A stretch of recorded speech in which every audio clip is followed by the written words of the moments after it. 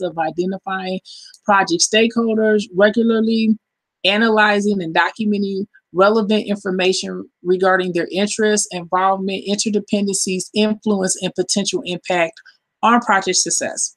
So that's the process, but I'm going to break it down even further.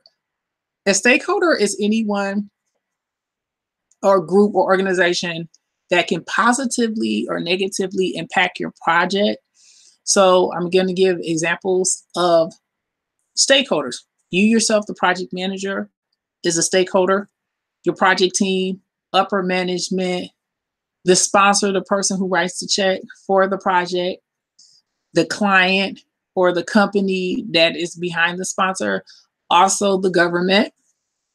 So if you have to adhere to a regulation, any type of governing board, for instance, as I mentioned, I'm a project management professional, and the Project Management Institute administers the PMP exam. So they're a stakeholder, but I wanted to bring in organizations such as governing boards, certification bodies, universities, as well as the government, because a lot of people overlook them, and you don't want to overlook the, you don't want to be able to overlook the project in the federal government or any type of government entity, especially when it's regulatory.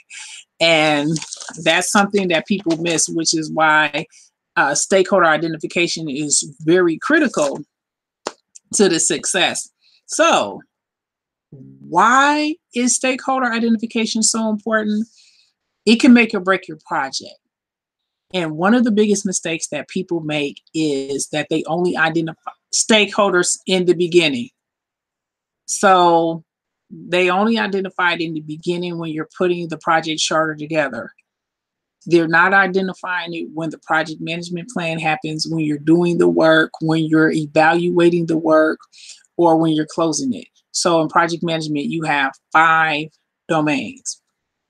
You have initiating, where you identify the stakeholders. You have planning, you have executing, you have monitoring and controlling, and then you have closing. So as I mentioned before, if you only identify the stakeholders in the beginning with identifying stakeholders in the initiating domain, the project management plan is created in the planning. So that means the stakeholders can change there. When you're doing the work, which is the executing domain, you can do that there. They would change there.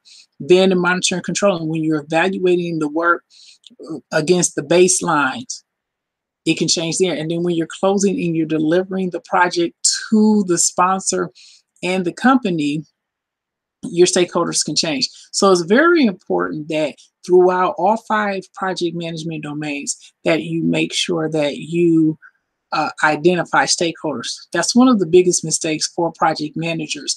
And that's why it's critical to success. You miss communicating with a stakeholder and they're important. That can mean rework on projects. It can mean removal of you as project manager. And I really don't want that, which is why I'm doing this video about why stakeholder identification is critical to your project's success. And I have a little tip about one of the things I do with stakeholder analysis, especially if I'm new on a project, or even if I'm working within an organization, I really don't know the person. Go to LinkedIn. Think about that. LinkedIn is the business social media. And if it's the business social media, that means all the businesses are on there. So even if you don't know the person, if you have their name, look them up.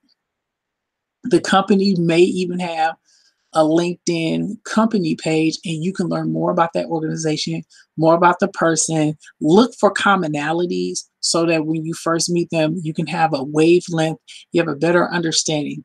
And that's stakeholder analysis, and that's something you have to do as a project manager. So I wanted to give you that tip, especially when people say, I want to identify the stakeholders. I don't know how to get started.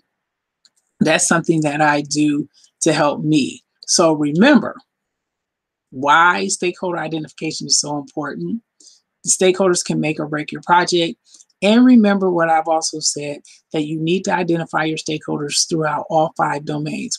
So don't just start and stop at the initiating domain when you're originally identifying the stakeholders. Continue identifying stakeholders throughout the planning domain, the executing domain when you're doing the work, monitoring and controlling when you're comparing the work progress against the baselines, and closing when you're finally delivering it to the sponsor and the client. So my name is Carla R. Jenkins, certified project management professional, certified Scrum, and IDO with over 12 years of project management experience.